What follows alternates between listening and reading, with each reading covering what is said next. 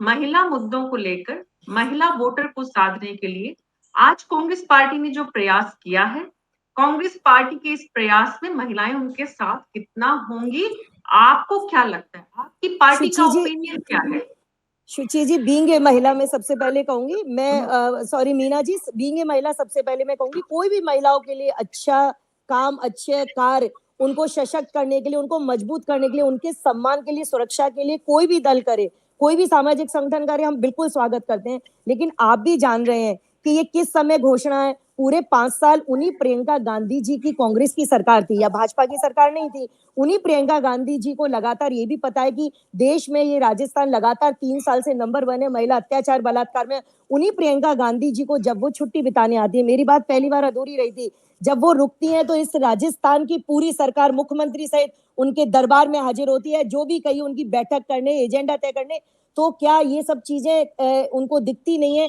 मैं ये नहीं कह रही हूँ कि बहुत अच्छी बात है, वो राजस्थान की महिलाओं को देना चाहती है, दें, लेकिन ये चुनावी रेवड़ियां क्यों? आज आप केवल चुनावी रैली में इस बात को कह रहे हैं। प्रियंका जी बिल्कुल, जैसा श्याम जी ने बोला, लड़की हूं, लड़ सकती हूँ, हर जगह आती हैं। क्या राजस्थान की इस अबला नारी की एक भी पुकार, एक भी संवेदना, एक भी वो उनकी जो दर्द भरी चीख थी, चित्कार थी, उनके तन का मन का चीरहरण हुआ, उनको भट्टी में झोंका, क्या ये एक भी हृदय विदारक ये जो घटना, ये कहीं उनके मन को नहीं छेदी? औरत को पूरा जला दिया जाता है, 6 महीने की बच्ची। कहीं नारी होने के नाते मैं एक बार कहूंगी, क्या उन्होंने इतनी बार राजस्थान की विजिट करी? वो माँ है ना, आपने एक बात कही थी, माँ होने के नाते, पत्नी होने के नाते, क्या एक दायित्ववान नेत्री होने के नाते, वरिष्ठ नेत्री होने के नाते उनके मन में ये वेदना नहीं आई कि जिस राज्य में मेरे कांग्रेस की सरकार है, जब ये नेता मिलने आते हैं तो क्यों ऐसी घटनाएं हो रही हैं, उस पर लगाम कसने की? ये 10,000 रुपए आज आप यहाँ देने की बात करें, आपने नारी की सुरक्षा पर, नारी के सम्मान पर उस समय क्यों नहीं आपने कहे कि नारी की सुरक्षा मुस्तैदी से हो?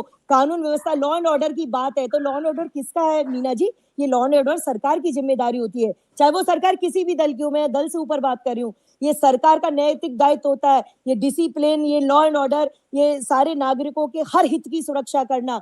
तो ये सब चीजें कहाँ गई थी? आज आप 500 रुपए के सिलेंडर की बात कर रहे हैं, आप भी देख रहे हैं ये कब घोषणा हुई, और आप इतनी बड़ी तादाद में, लगभग 10 करोड़ लोगों को उज्ज्वला योजना मिली। राजस्थान में लगभग 1 करोड़ के आसपास का आंकड़ा, 75 लाख के आसपास में। आप बताइए, मात्र 14 लाख बहनों को आज तक 500 रुपए की सब्सिडी मिली है, 500 रुपए में सिलेंडर मिला है कांग्रेस की तरफ से। तो बाकी का केवल मैं चाहती हूँ चुनावी एजेंडे तक, चुनावी रेवड़ियों तक, चुनावी गोली बिस्किट ना पकड़ाए, सही मायने में नारी के सशक्तिकरण के लिए काम करें, वो सही मायने में आगे बढ़े। कि आज आपने 4 टिकट बांट दिए, 4 घोषणाएं कर दी, केवल इससे काम ना चले, उसको शुरुआत से लेके लास्ट तक उसको सशक्त करने को, उसको मजबूत करने का, बराबरी से हर क्षेत्र में लाने का काम करना चाहिए। आपकी चिंता बिल्कुल जायज है कि प्रदेश में या देश में महिलाओं की सुरक्षा, महिलाओं को, बच्चियों को लेकर जिस तरह के अत्याचार हो रहे हैं, उन पर लगाम लगनी चाहिए। बिल्कुल आपकी चिंता जायज है, स्वाभाविक है। ये जो कुछ भी कानून व्यवस्था का मुद्दा है, समाज का चरित्र दिखाता है, हमारा समाज कैसा है, हम कैसे हैं, इसका चरित्र।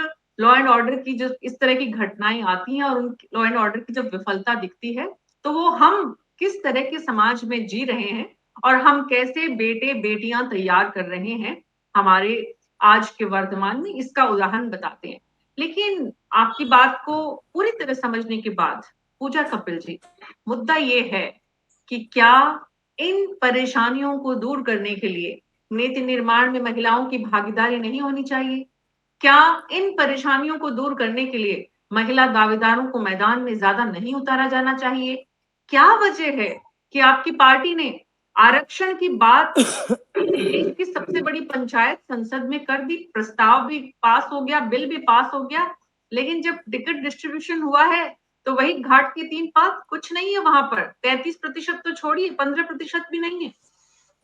मीना जी बिल्कुल, मुझे देखिए, भारतीय जनता पार्टी वो पार्टी है जिसने पूरे देश में, मैं कह रही हूँ, जहां जहां भारतीय जनता पार्टी की सरकार थी, जो सवाल और पूछा है ना पूजा जी, मैं उस पर ही आ रही हूँ। उसी का जवाब ये दीजिए। मैं राजनीतिक सहभागिता के सवाल का ही जवाब दे रही हूँ। पहली वो पार्टी है जिसने कोई लगातार आपकी लिस्ट निरंतर नहीं सुननी है, मुझे आपसे 50% कोई लिस्ट नहीं सुननी है, कहाँ किस पद पे 50% कौन अगर है। किसी को आरक्षण, आज मीना की जी तारीख आप में, बात तो, हाँ, आज की तारीख, राज्यों के महिलाओं को चुनाव सशक्त में करने का, जो लिस्ट सामने आई है, उस लिस्ट में महिलाओं का प्रतिशत कितना है? वो प्रतिशत निश्चित तौर पे अभी कम है, लिस्ट और भी आना बाकी है, ये मैं आपकी बात से बिल्कुल सहमत हूँ और निश्चित तौर पर ये प्रतिशतता बढ़नी चाहिए। मैं भारतीय जनता पार्टी की कार्यकर्ता के नाते भी और भारतीय जनता पार्टी एक नारी होने के नाते भी प्रतिशतता बढ़नी चाहिए। और निश्चय मैं ये भी विश्वास है मुझे कि भारतीय जनता पार्टी के समय में जैसे रूरल अर्बन में 50% महिला आई है, ये विधानसभा लोकसभा में भी ये काम भी भारतीय जनता पार्टी की पहल पर ही होगा।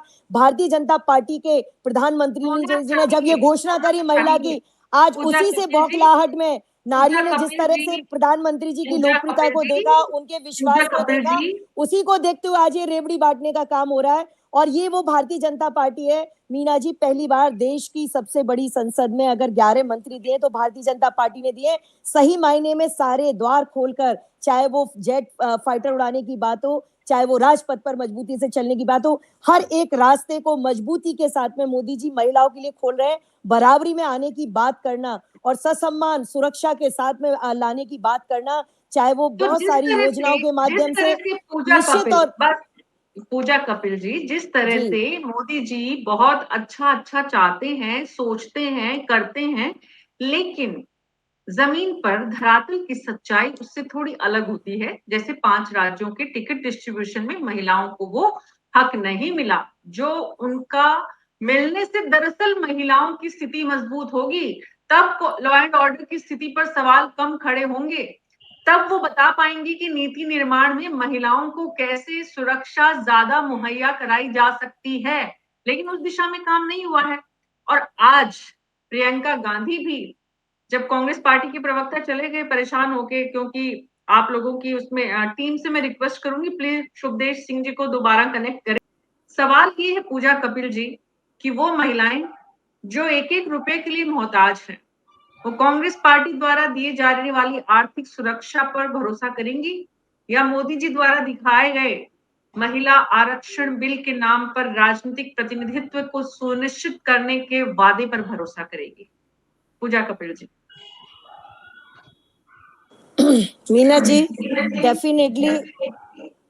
डेफिनेटली 9 साल से एक शासन को जनता ने देखा है। जनता बहुत समझदार है मीना जी, और ये जो जनता वोट देती है बहुत सोच समझ कर ही देती है। और जनता का इस लोकतंत्र में जनता का जनादेश सबसे ऊपर सर्वोपरि होता है। निश्चित तौर पे जनता 9 साल से देख रही है, महिलाएं 9 साल से देख रही है कि किस तरह से महिलाओं की सुरक्षा के लिए काम कर रहे हैं। उनको खड़ा होना, इस देश में एक सपना हुआ करता था कि महिला के अकाउंट भी खुले। आपको याद हो तो यहाँ बहुत थोड़ी महिलाएं बैंक तक पहुंची थी जब प्रधानमंत्री जी ने अपने प्रथम कार्यकाल में अगर जो योजना लागू की शुरुआती महिलाओं को लेके की, जनधन के अकाउंट खुलवाकर 42 करोड़ अकाउंट खुले। और आप देखिए इतनी बड़ी तादाद में अकाउंट खुलना, महिलाओं की उसमें इतनी बड़ी भागीदारी, उसमें इतना बड़ा पैसा मुद्रा लोन के माध्यम से, एसएसजी ग्रुप के माध्यम से सशक्तिकरण, सक्षमीकरण करने का ये जो कार्य, निश्चित तौर पर अगर आज ये महिला बिल भी है, मैं एक आपने जो इस पे क्वेश्चन है, महिला बिल कितने सालों से लगातार अटका हुआ था, ये आज लड़ाई करते करते आज जब मोदी जी ने इसको पास किया है, कहीं ना कहीं वो कहते हैं नीयत भी जरूरी होती है। नीति निर्धारित करते में आपकी नीयत क्या है कि आप उसको कहाँ तक पहुंचाना चाहते हैं। तो निश्चित तौर पर मीना जी, महिलाएं बिल्कुल मोदी जी पर विश्वास करती हैं, मजबूती से करती हैं। उस सम्मान और सुरक्षा का एहसास मोदी जी ने दिलाया है। ये जो रेवड़ी वाली है पूजा जी, ईमानदारी से आप जैसी महिलाएं जब पार्टी में बैठती हैं कार्यालय में, आप लोगों को जब टिकट जब डिस्ट्रीब्यूट करने होते हैं तो आप लोगों को एकदम साइडलाइन कर दिया जाता है। आप लोग बोलते नहीं है कि कुछ हम पर भी भरोसा करिए, जिताने वाली तो पार्टी है, कमल का फूल है, प्रधानमंत्री का चेहरा है, फिर महिला कैंडिडेट जिताओ क्यों चाहिए? इनको फटाफट मेरा फोटो भेज इसमें से छाट के। जिताए पार्टी।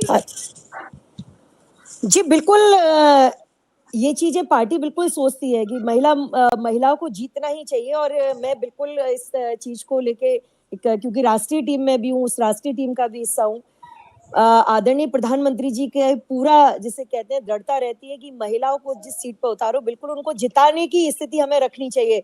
क्योंकि ये एक अभी श्याम जी भाई साहब ने बहुत सारी बातें बोली कि महिलाओं को निश्चित तौर पर नंबर आना, कहीं ना कहीं शुचि जी ने भी कहा कि महिलाओं को कहीं ना कहीं कमजोर समझने की जो एक स्थिति चली आती है, निश्चित तौर पे समय के साथ में वो परिवर्तनशील होते होते आप देखिए राज्यसभा में भी अगर भेजने समय का काम लगेगा, किया तो सबसे महिलाएं ज्यादा खुद मानती है कि समय लगेगा। भारतीय जनता पार्टी ने आगे और किया। पूजा कपिल जैसी तो महिलाएं भी कई बार मानती हैं ऐसा कि सोच समय सकते हैं, लगेगा। मानती है, हाँ, लेकिन समय लग रहा है, हाँ। परिवर्तनशील है, मजबूती से है और एक दल आकर इस विश्वास को जगा रहा है कि महिलाएं बराबर में सक्षम है, सब कुछ कर सकती हैं।